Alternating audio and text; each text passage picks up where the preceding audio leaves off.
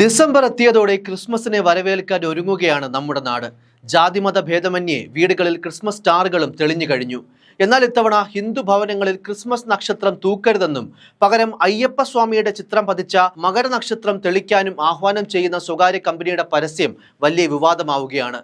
അതായത് ഹിന്ദു ഭവനങ്ങൾ അലങ്കരിക്കപ്പെടേണ്ടത് ക്രിസ്മസ് സ്റ്റാറുകൾ ഉപയോഗിച്ചല്ല, പവിത്രമായ മണ്ഡലകാലത്ത് അയ്യപ്പസ്വാമിയുടെ ചിത്രം പതിച്ച മകരനക്ഷത്രം ഉപയോഗിക്കുമെന്നാണ് പരസ്യവാചകം. മതഭിന്നിപ്പുണ്ടാക്കുന്ന പരസ്യവും പരസ്യവാചകവും തന്നെയാണിതെന്നാണ് ഭൂരിഭാഗം ആളുകളും സോഷ്യൽ മീഡിയയിൽ കമന്റായി കുറിക്കുന്നത്. എന്തായാലും സ്വകാര്യ കമ്പനി നൽകിയ പരസ്യത്തെ വിമർശിച്ച് സന്ദീപ് വാര്യരും മറ്റു രാഷ്ട്രീയ നേതാക്കളും രംഗത്തെത്തുകയാണ്. സമൂഹത്തെ ഭിന്നിപ്പിക്കുന്ന ഫാക്ടറി പൂട്ടിക്കണമെന്നാണ് സന്ദീപ് വാര്യർ ഫേസ്ബുക്കിൽ പ്രതികരിച്ചത്.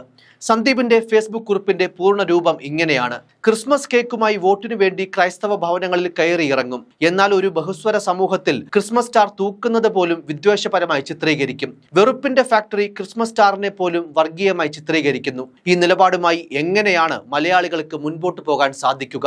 ഒരു വശത്ത് ക്രൈസ്തവരെ BJPയോട് അടുപ്പിക്കാൻ വേണ്ടി നാടകം കളിക്കുന്നു, മറുവശത്ത് ക്രൈസ്തവ വിശ്വാസങ്ങളെ അവഹേളിക്കുകയും അപഹസിക്കുകയും ചെയ്യുന്നു. ഈ വെറുപ്പിനെയും വിദ്വേഷത്തെയും അംഗീകരിക്കാത്തവരാണ് ബഹുഭൂരിപക്ഷം ഹിന്ദുക്കളും. അയ്യപ്പസ്വാമി മുന്നോട്ട് വയ്ക്കുന്ന മതസാഹോദര്യം പോലും വർഗീയമായി ചിത്രീകരിക്കുന്ന, സമൂഹത്തെ ഭിന്നിപ്പിക്കുന്ന ഫാക്ടറി പൂട്ടിക്കുക തന്നെ വേണമെന്നുമാണ് സന്ദീപ് എഴുതിയത്.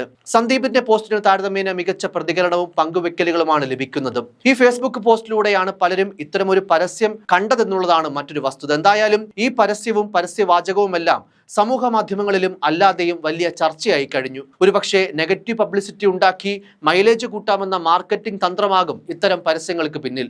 കാര്യമെന്തായാലും ഇത്തരം പരസ്യവാചകങ്ങൾ മതസാഹോദര്യത്തിന്റെ ആശയമല്ല മുന്നോട്ട് വെക്കുന്നതെന്ന് നിസ്സംശയം പറയാൻ സാധിക്കും.